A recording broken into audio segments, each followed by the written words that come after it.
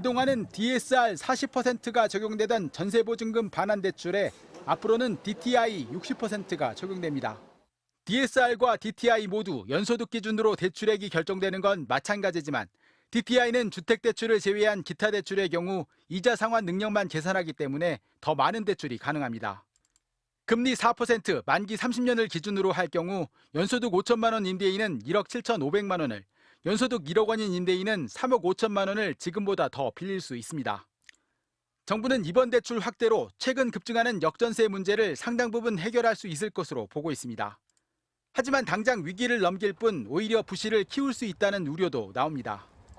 내가 돈이 10억이 있어가지고 집을 10억 주고 사가지고 세입자한테 돈을 4억을 받은 게 아니고 4억밖에 없었는데 10억짜리 집을 산 거잖아요. 한시적인 효과밖에 없어요. 올 초 9억 원 이하 주택에 DTI 60%를 적용한 특례 보금자리로는 집값을 끌어올리는 역할을 했는데 이번 조치가 자칫 전체 부동산 가격 상승으로 이어질 수 있기 때문입니다. 실수요자가 집을 살 때는 여전히 DSR 40% 적용을 받지만 전세가 낀 주택을 사서 보증금 반환 명목으로 대출을 받으면 DTI 60%를 적용받을 수 있습니다. 전세 보증금을 받으면 대출금을 우선 갚는다는 특약 요건이 있지만 실수요자가 무리하게 갭 투자된 물건을 사도록 유도할 가능성도 있습니다. 시장의 자율 조정을 방해하는 걸 수 있거든요. 조금이라도 떨어질까 봐 정부에서 개입하고 그런 부분을 좀 우려스럽게 보는 거죠. 정부는 재건축과 재개발 사업 기간을 단축하고 기부채납 부담을 줄이는 등 주택 공급도 확대하기로 했습니다. 또 계약갱신 요구권 등 임대차 3법을 개정하고 실거주 의무도 조속히 폐지하겠다고 밝혔지만 이는 국회 통과가 필요합니다. MBC 뉴스 박철현입니다. 지난 몇 년 사이 집값이 크게 올랐던 서울 송파구의 한 대단지 아파트입니다. 2년 전 보증금 13억 원의 전세를 들어온 세입자 김모 씨는 지난달 재계약을 맺었습니다. 주변의 전세 시세는 9억 원, 2년 사이 4억 원이나 떨어졌습니다. 하지만 집주인은 2억 원밖에 마련하지 못했고 못 받은 2억 원만큼 대신 매월 이자를 받기로 했습니다. 집주인이 세입자에게 월세를 내는 꼴입니다. 2억은 주인이 월세로, 이자로 4%씩 해서 거의 한 80 가까이 역으로 임대인 임차인한테 주는 걸로 그렇게. 전세 시세가 기존 보증금보다 낮은 이른바 역전세 현상이 곳곳에서 나타나면서 보증금을 내주기 위해서 대출을 받는 집주인들이 크게 늘었습니다. 대출, 역대출 내가지고 대출 내서 내드리는 분들도 있고 굉장히 힘들어하세요.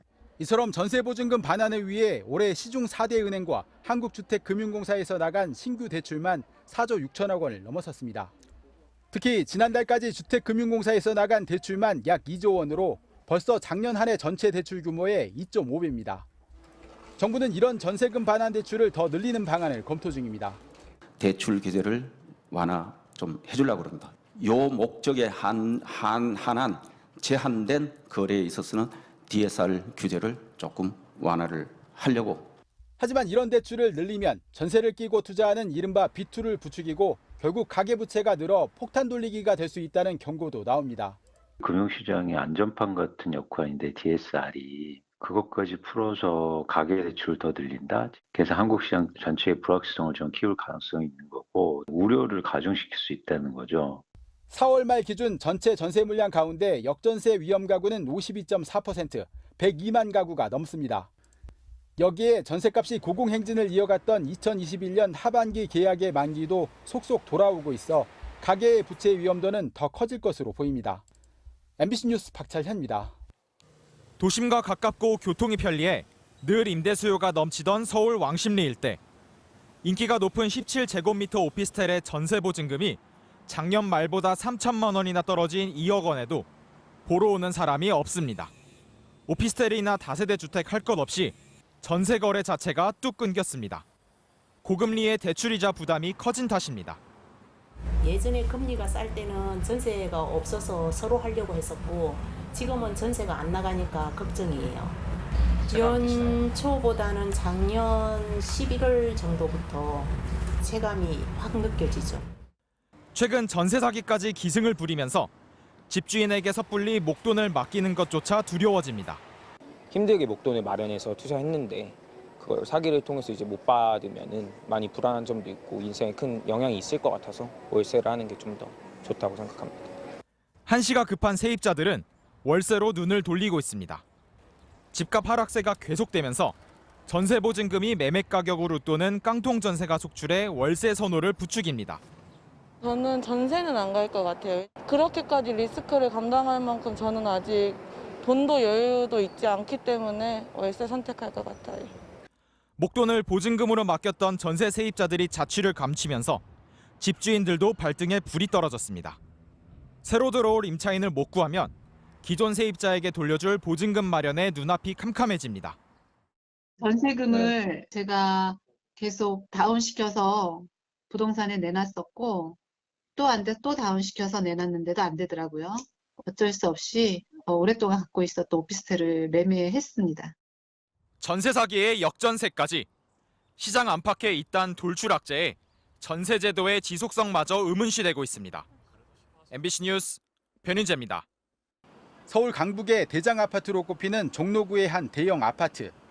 대단지인데다 위치도 좋아 2년 전 30평형 전세는 14억 5천만 원까지 올랐습니다. 하지만 지난달 거래된 같은 평형 전세가는 7억 7천만 원, 2년 만에 반토막이 났습니다. 당장 새 세입자를 구한다 해도 7억 원 가까운 보증금을 마련해 돌려줘야 합니다. 임대인들이 대출을 내요. 개인 대출이 됐든 뭐 본인이 살고 있는 집 잠보 대출이 됐든 임차인한테 돈을 내줘야 되니까.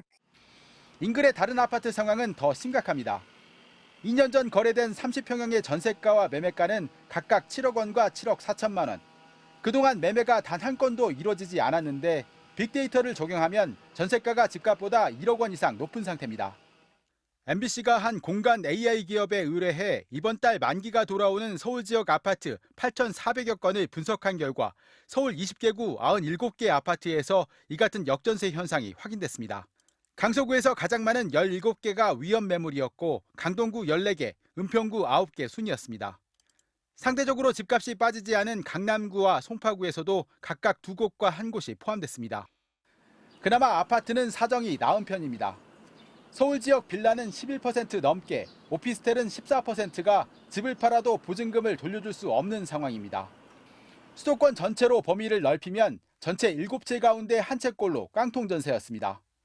문제는 이 같은 역전세 현상이 갈수록 심각해질 가능성이 높다는 점입니다. 전문가들은 내년 상반기에 가장 심각한 상황을 맞게 될 거라고 경고했습니다. 22년 상반기까지 했었을 때 그때 전세가율이 굉장히 높은 수준의 집을 갭을 끼고 산 사람들이 굉장히 많아졌습니다. 전세 계약이 이제 종료되는 그 시기가 2024년 상반기예요.